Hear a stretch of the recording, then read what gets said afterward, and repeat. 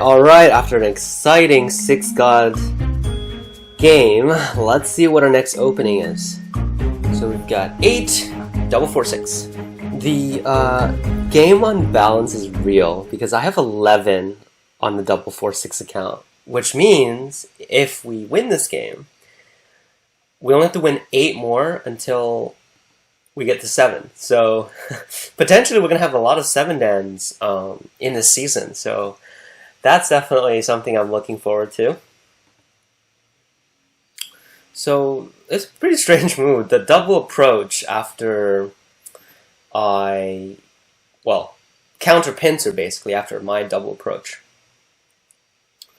I think I can just ignore that. I'm just going to ignore that.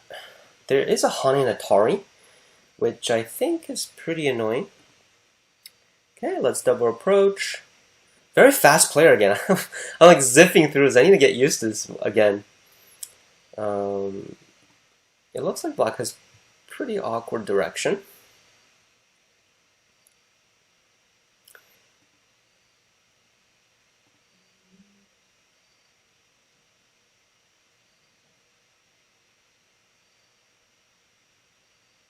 Let's push first. Let's push first and Hani back. I want to push first before making the Atari under. And then I can Hane back.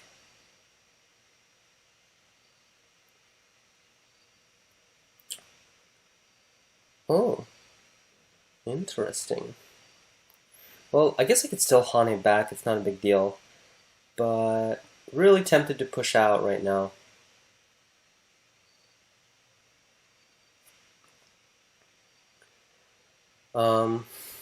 Okay, I guess let's just take the outside. That's probably not a very good trade for black. Probably as in, that's not a very good trade for black. Yeah.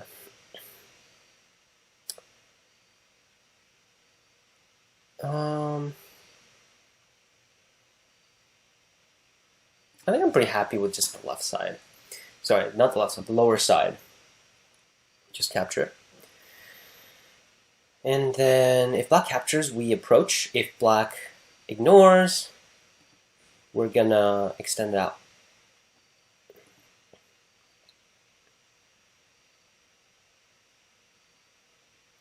It's probably one of the very few times my opponent has ever approached using the 4-5 point. I think that's rather rare.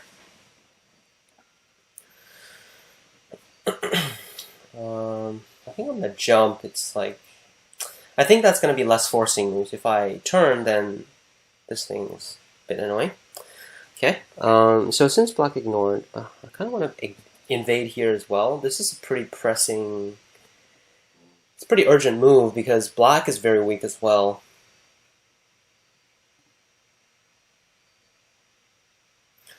And what do you know? Without even knowing it, we are blitzing again. Okay, I don't think I need to answer that, so I'll just approach again.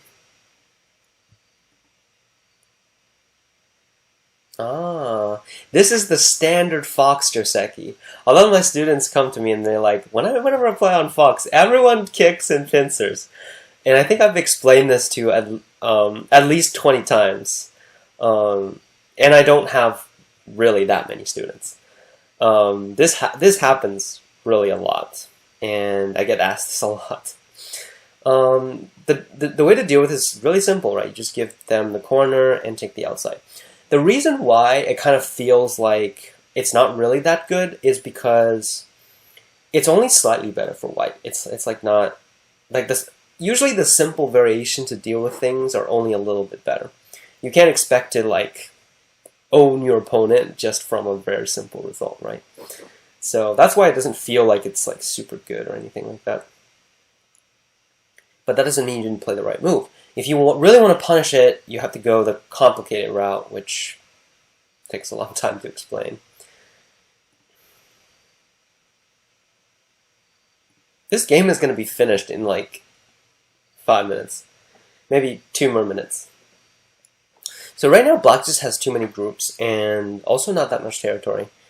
So I used a relatively simple way to deal with this fight, just escaping and not really worrying about black living the top or left. And I also gave black the capturing stone here, which arguably could be done better, but I think this is good enough. So I'm just gonna jump out.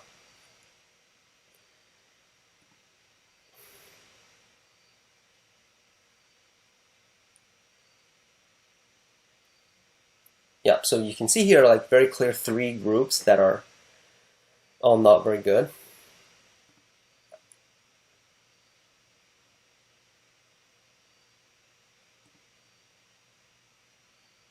I think I need to make the Atari. Do I need to make the Atari exchange? I guess I don't. I'm going to push first.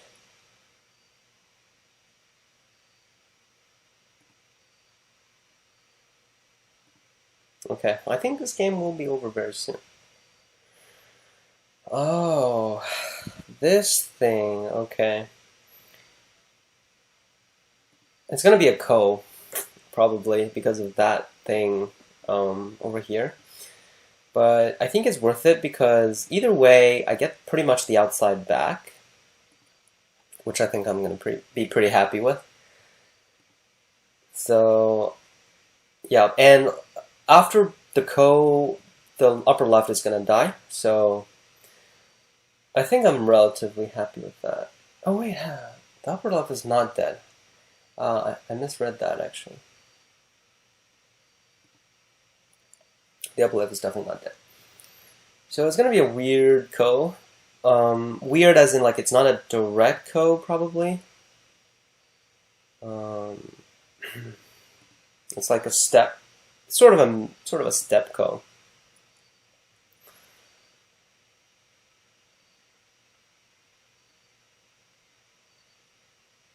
Now they probably really regret peeping that early.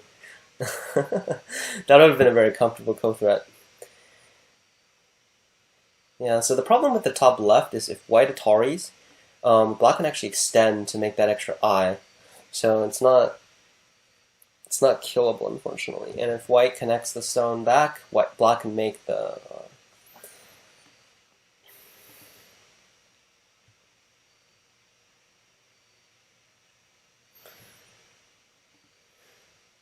I don't really care about that group dying, though.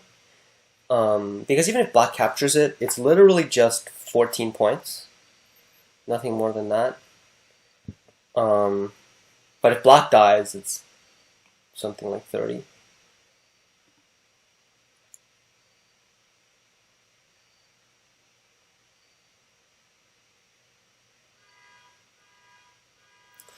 Okay, black is completely ignoring this left side, so are they going to give it up? Or are we going to have a huge battle again on the left?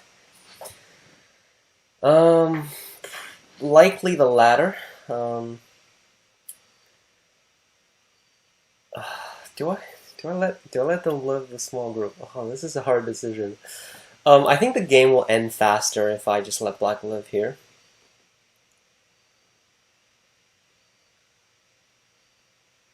Oh, now I have to...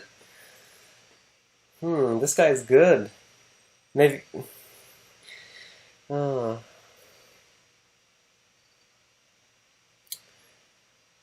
Do I answer that? I'll just capture. I want to try to keep things as simple as possible. The lead is that big, so...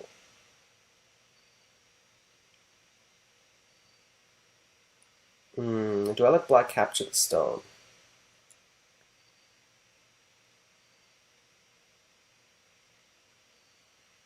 I think pushing on top is a little bit more efficient. So that if black extends, then I cut.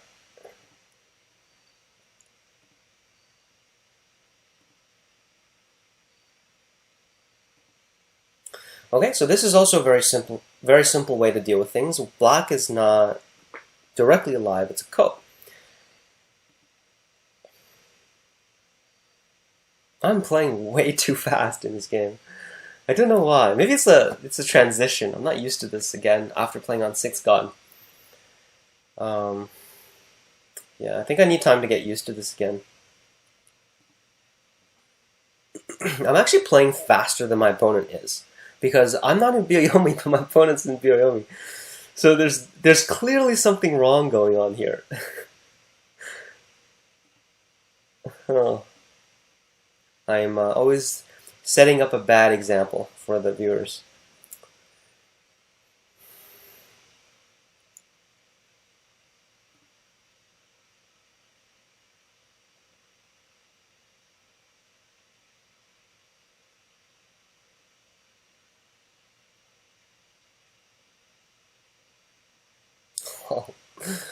Alright, so now we just have to finish capturing the middle and make sure pretty much convince my opponent that they can't do anything. And then that should be it, yeah. So everything in the left side, there should be no doubt that everything is dead. Let's just cut everything. I'll just cut everything then.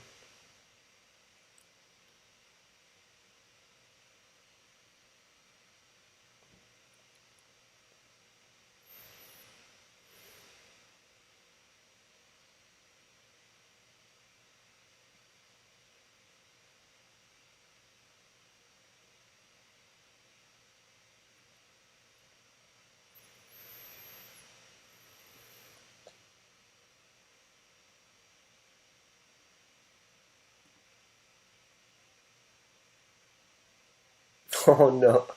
Really? Crusting a draw? Is that a thing?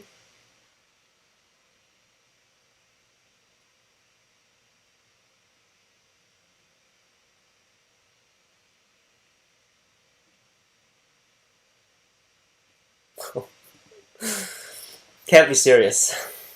Can't be serious. It's like I don't know how to play Go.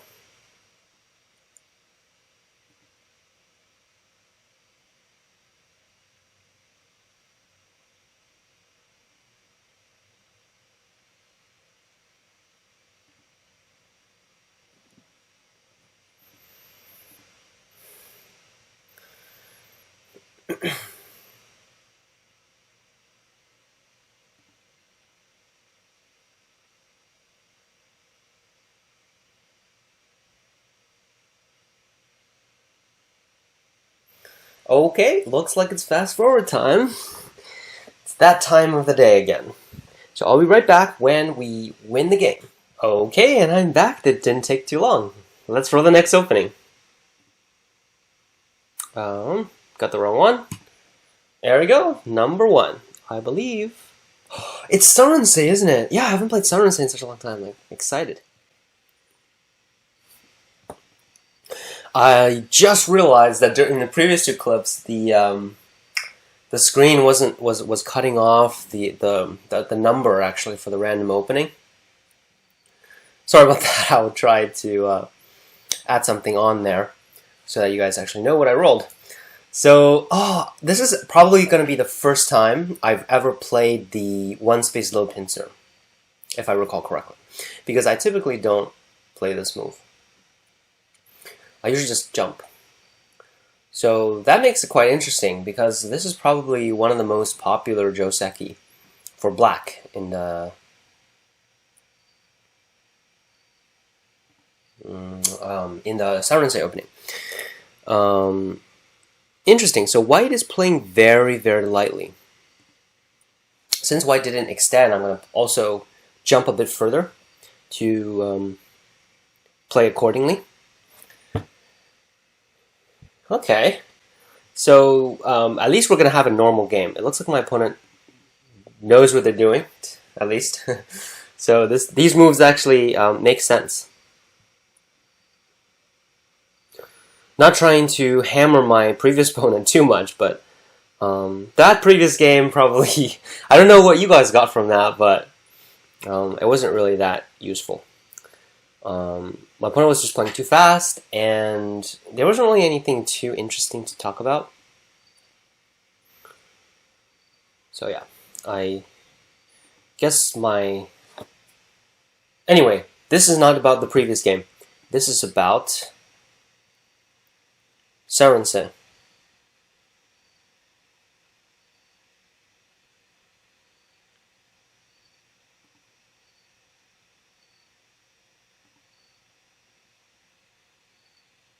I should have hunted first probably before connecting. I'm also playing really fast this game. I don't know how. The pace is just so hard to keep track of. But I really shouldn't be playing this fast. I mean, so here in the lower left, my opponent didn't really play the correct Joseki. And we definitely gained a lot here. Originally, white is supposed to do something with the influence, but now white is making this alive. So, definitely a better result for black. Oh. I was thinking maybe white would double Hane, and I was actually not sure what to do at that point, but I feel like this opponent is just really safe of a player.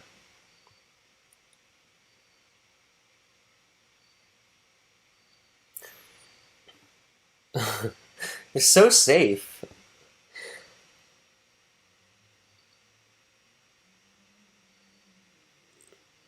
Now what I'm trying to do here is trying to protect the cut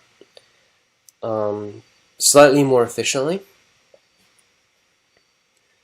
Because there's also a 3-3 invasion in the lower right that we do have to worry about.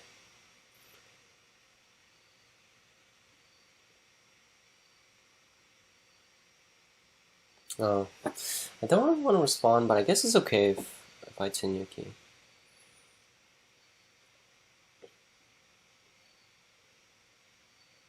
I want to find a relatively efficient way to protect this. I guess I'll just capture the Ko. If white Tigers not allowed, just Atari and capture the Ko. I think this is big enough for this point of the game. Because if black wins the Ko, black naturally protects the 3-3 invasion in the corner.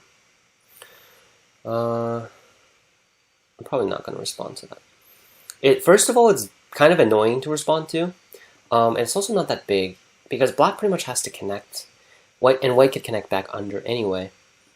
So it's really not that big of a place. I was actually waiting for this move. And do I actually... I don't really want to get Atari'd. I think it's back to the really, really optimistic game again.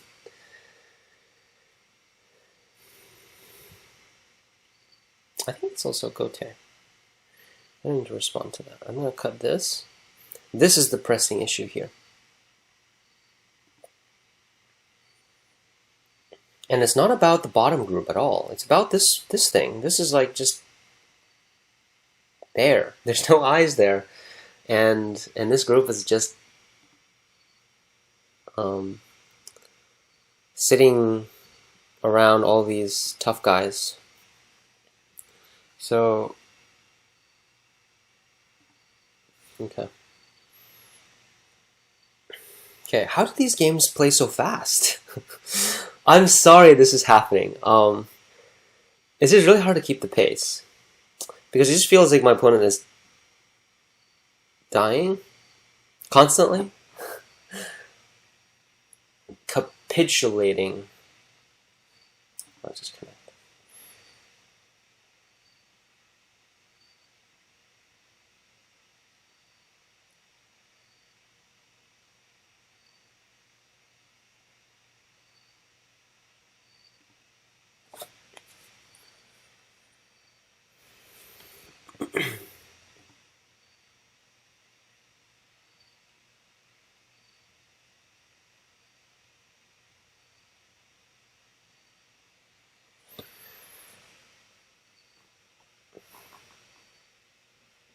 So the question is, if white plays 2 moves in a row, can it live?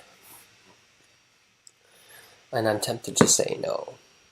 Oh, actually, yeah, two moves in a row is easy. You can make the shoulder and you can make the eye. Yeah, maybe they heard me. So I'm just gonna Atari that, make it. What? Wait. they didn't connect. Okay, well, that's strange. Well, why didn't they connect? Okay, well, I'm just gonna get rid of the eye on the side regardless. This reminds me of a time when Kojia was playing online, and like on Taijam before, the betting was insane. There were like tons of virtual currency being betted, like on like Kojia's games.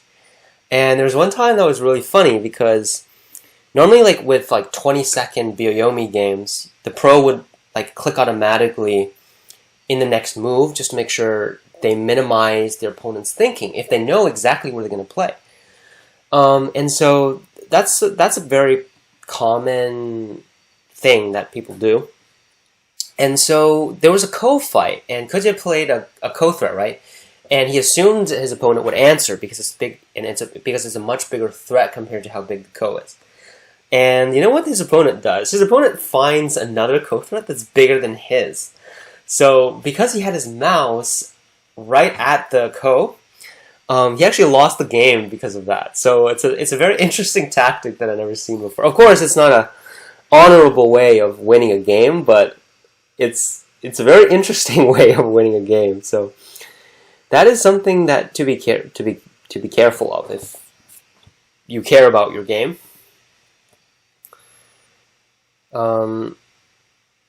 Yeah, so I found that to be very interesting. I bet after that, Kojia. So the reason why I talked about how like it was heavily betted, right? Because it's actually very controversial whether or not like Kojia should have been awarded the win or the other player. So that's very, very interesting. Anyway, my opponent resigned because the group died. Let's find our next opponent.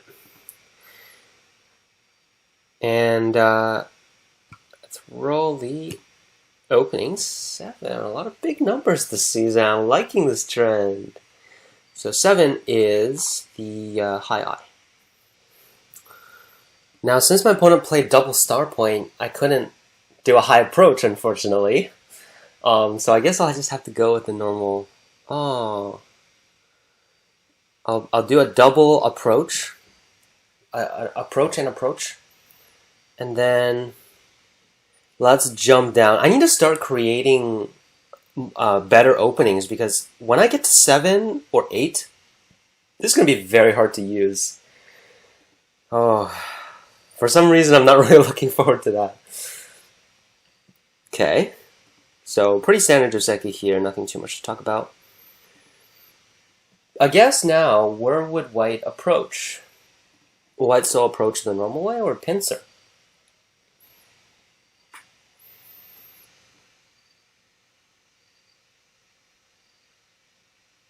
Oh, okay. So white pincer that stone. I think it's okay if black just invades the corner, because locally the one space pincer isn't really that efficient if white really wants to capture this.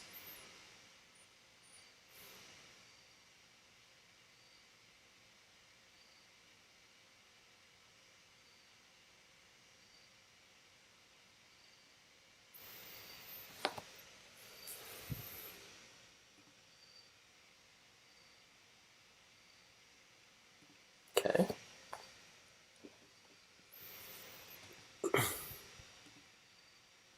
Wait, why did white push on top? That doesn't really make much sense.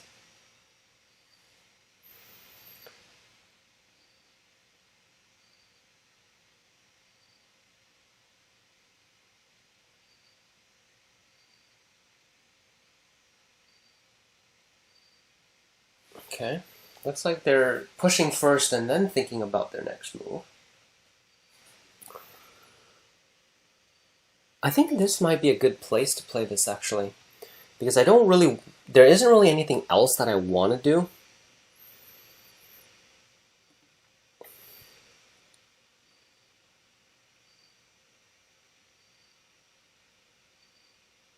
This is also interesting, because I haven't played this very much, as I spoke before in previous episodes. So I'm not really familiar with this kind of layout. It feels not that comfortable for white, though. But that's just an intuition. White might need to, like, star point or something along those lines.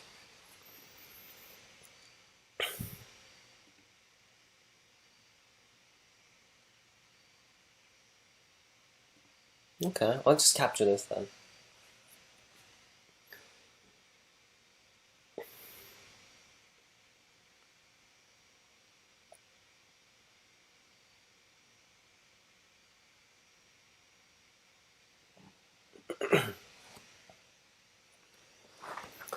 Yep, so white's attach is a big move, that's for sure, but I feel like this is unfinished yet.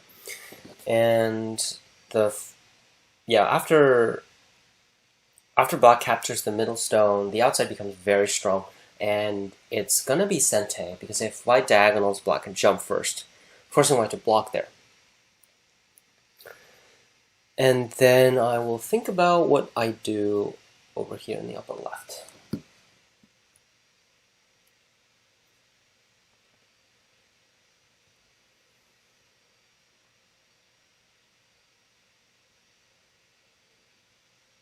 Whoa, aggressive.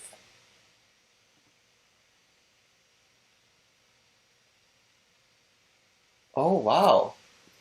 That's something I did not expect. My first instinct is that I need to push through, but I don't really have a suitable co-threat.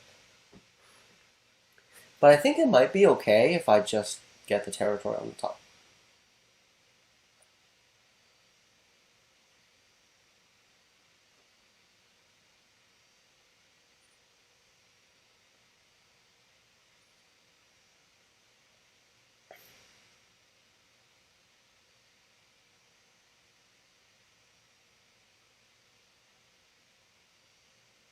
Oh, interesting. Is it? Okay, never mind. I was thinking maybe it was possible to just do an alternative, like where an alternative variation where I fought the ko, but it doesn't seem all that promising. Oh, you know what? What I can do is I can connect back under. This is a very sneaky move. I wasn't planning on just jumping out or connecting back, but this seems like a pretty good option. This is a very sneaky move. I like this. Because white doesn't have anything yet. Nice. I'm glad I found this move.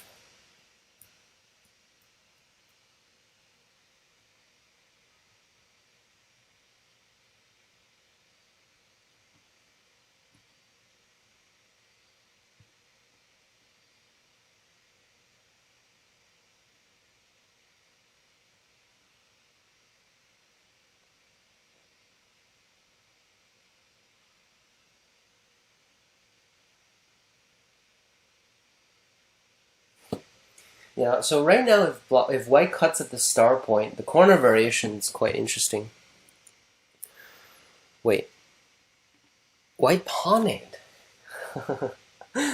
I don't believe that move works. We'll see if it does.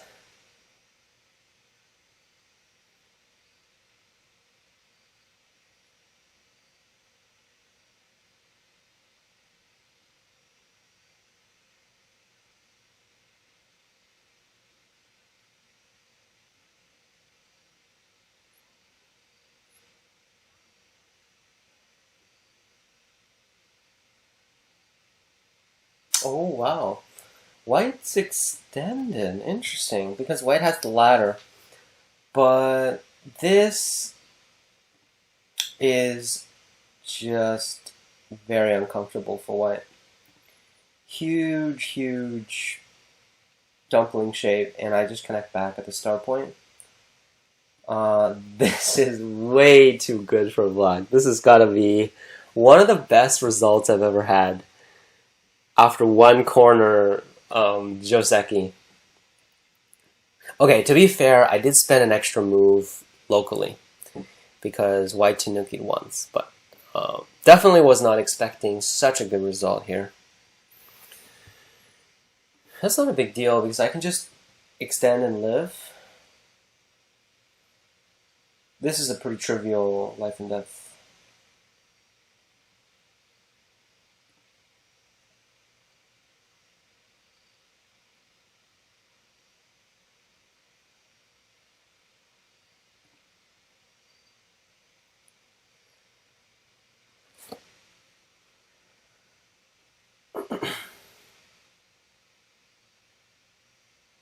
And I just want to connect. Also, white has to spend another move, which means I'll also get the last corner. Now, this cove fight, I think, is very interesting. And it might be worth thinking about a little more. If you're not used to thinking about co-threads, this would be definitely something I would recommend you try out. Because ko is something that, in order to be like a high Dan level player, you have to be able to master. And ko is probably the most complicated thing ever in Go.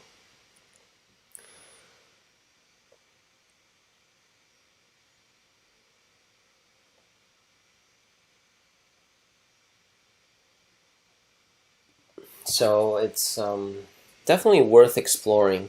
So codes are definitely worth exploring. I got distracted a little bit by my opponent's move because they split in the middle.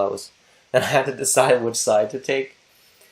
Not an easy decision. Okay, that I'm pretty happy with because I just get the jump down. That's so good for black.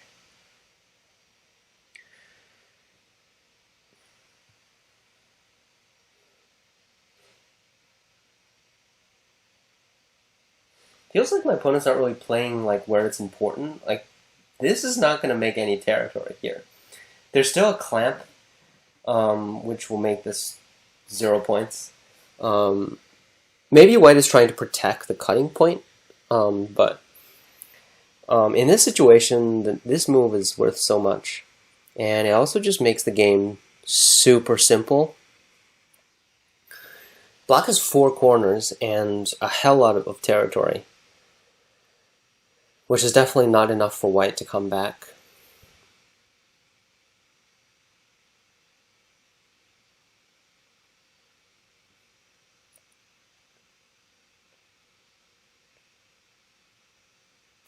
So I'm feeling just connecting, but is that too chicken? The counterattack move would probably be here.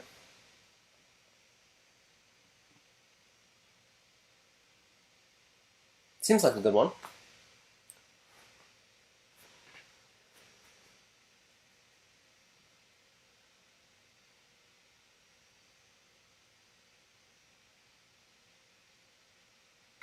Nothing too much white could do about this. The hardest variation to read out from that sequence would probably be white's diagonal cut, and then black has to Atari pull back and be able to net. That's probably the hardest. And right away, my opponent plays there. Good move.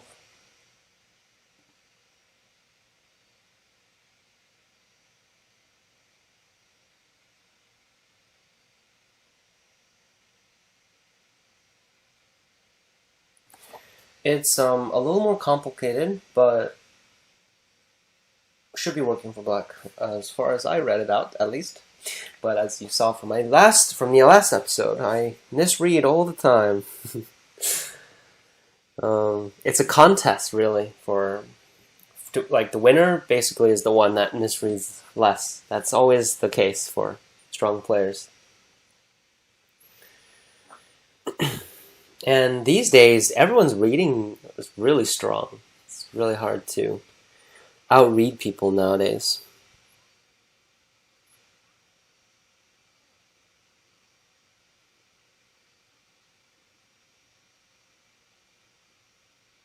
This is an interesting netting situation.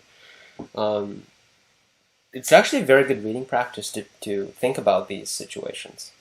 White has a few directions that white could try. For example, the hane and then double hane, that's one route. One is like the push this way, which is probably the most complicated one.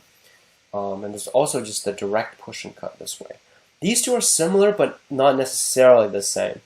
And I think the easiest mistake to make is sort of assume that they're the same. But oftentimes they could be different from each other.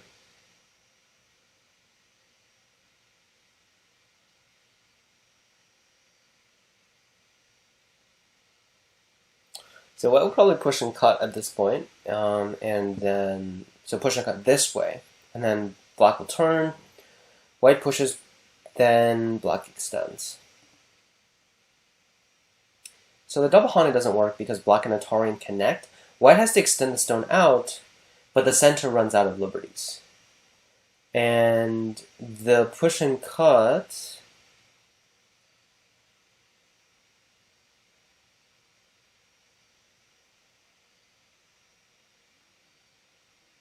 is more complicated because when white pushes out, there's the ladder threat. So it's important for white not to push an extra time in the middle. But either way won't work because after pushing once more, there's no ladder yet.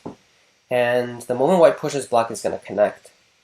So there is no breaking out at this point.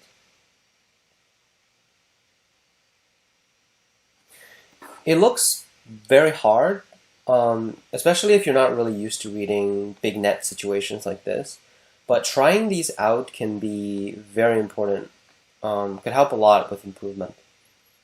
Just being able to see more of these in action and be able to tell when some moves work and some moves don't. Very, very important for improving your reading skills. Okay. Another relatively quick game, I guess. So I guess the biggest mistake here is white's hane. If white cut, it would have been somewhat complicated because black cannot turn. Black turns, that's gote. So black has to hane and then white could extend out and then try to make the corner alive. So it's still a very complicated fight. But yeah, the variation of the game was just stupid for black. Yeah, the cut at the star point is a very big weakness in black's shape. So it's important to see that. And it is 3. It's been such a long time since I got a number 3 that I don't even remember what it was. Low Chinese, low or high Chinese. Thank you for watching our video today. I hope you all enjoyed it, and if you did, consider giving us a like and subscribe to our channel as we post Go videos every single week. Also, join our channel to tune into high-quality, professional Go lectures every Wednesday. Details are on our website. See you all next time!